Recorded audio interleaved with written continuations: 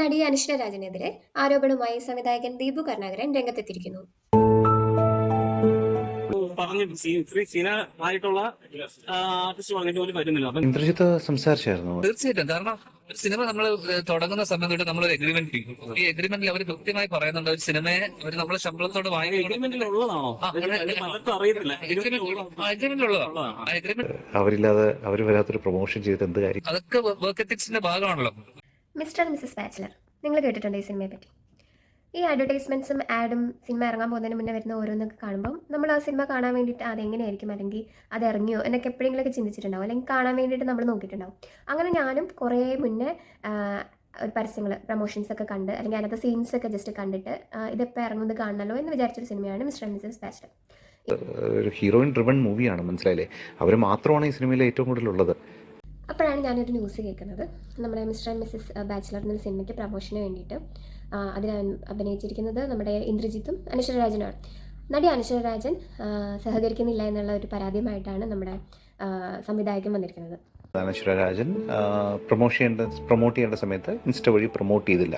ഇപ്പോൾ ഈ ഇൻസ്റ്റ വഴി പ്രൊമോട്ട് ചെയ്തതെന്ന് പറയുന്നത് ഒരു വലിയ പാതകമാണെന്നും നമുക്ക് പറയാൻ പറ്റത്തില്ല. പ്രൊമോഷന് സഹകരിക്കുക എന്ന് പറഞ്ഞാൽ നമ്മൾ ഇൻസ്റ്റാഗ്രാമിൽ പോസ്റ്റ് ഇടുക, അല്ലെങ്കിൽ അതിൻ്റെ പ്രൊമോഷനായിട്ട് ഇൻ്റർവ്യൂസിൽ പങ്കെടുക്കുക, ഇത്രയേ ഉള്ളൂ കാര്യം.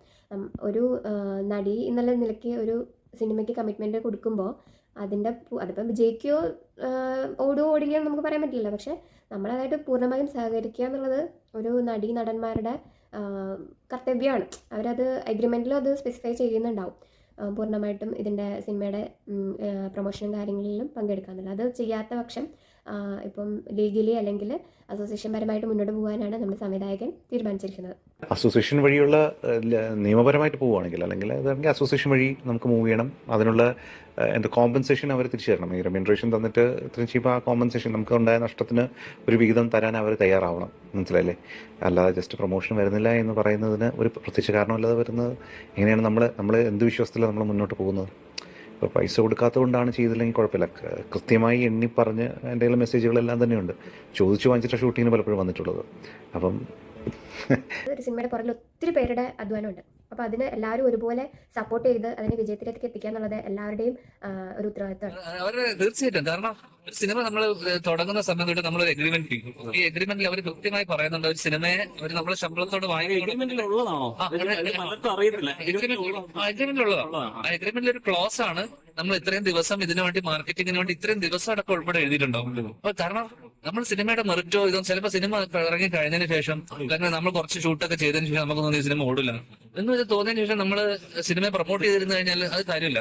കാരണം നമ്മൾ കമ്മിറ്റ് ചെയ്ത് ഇഷ്ടപ്പെട്ടു, പിന്നെ എഗ്രിമെന്റിൽ ഉള്ളിടത്തോളം കാലം നമ്മൾ ഡെഫിനറ്റ് ആയിട്ട് അതിനെ മാർക്കറ്റ് ചെയ്ത് പ്രൊമോട്ട് ചെയ്തേ പറ്റൂ.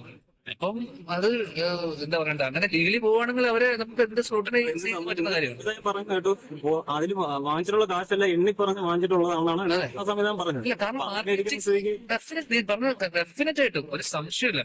നമ്മളൊരു സിനിമ ചെയ്തിട്ടുണ്ടെങ്കിൽ അത് ആരായിക്കോട്ടെ, ഏത് സിനിമ ആയിക്കോട്ടെ, ഇറസ്പെക്റ്റീവ് ഓഫ് സിനിമയുടെ ക്വാളിറ്റി മെറിറ്റ് അതൊക്കെ വിട്ടിട്ട് ആ സിനിമ അയാളുടെ സിനിമയിലെ അദ്ദേഹത്തിന്റെ സിനിമയാണ്, ആ നടിയുടെ സിനിമയാണ്. അപ്പൊ പിന്നെ സ്വാഭാവികമായിട്ട് അവരതിനെ എന്തും ആയിക്കോട്ടെ അവരതിനെ മാർക്കറ്റ് ചെയ്യുക, പ്രൊമോട്ട് ചെയ്യുക, തീർച്ചയായിട്ടും ചെയ്ത എല്ലാ സിനിമയുമായിട്ട് ഇത്തരം ജോലികൾ അല്ലെങ്കിൽ നമ്മൾ ചെയ്യേണ്ട അതൊക്കെ വർക്ക് എത്തിക്സിന്റെ ഭാഗമാണല്ലോ. നമ്മൾ പ്രൊമോട്ട് ചെയ്യുക, നമ്മൾ കൃത്യസമയത്തിന് ജോലിക്ക് വരിക, കാര്യങ്ങൾ ചെയ്യുക, നമ്മളെ കമ്മിറ്റ്മെന്റ് നമ്മൾ കൃത്യമായിട്ട് പാലിക്കുക, അത് ഡെഫിനറ്റ് ആയിട്ട് അവർ ചെയ്തേ പറ്റൂ. അതിൽ യാതൊരു സംശയമില്ല.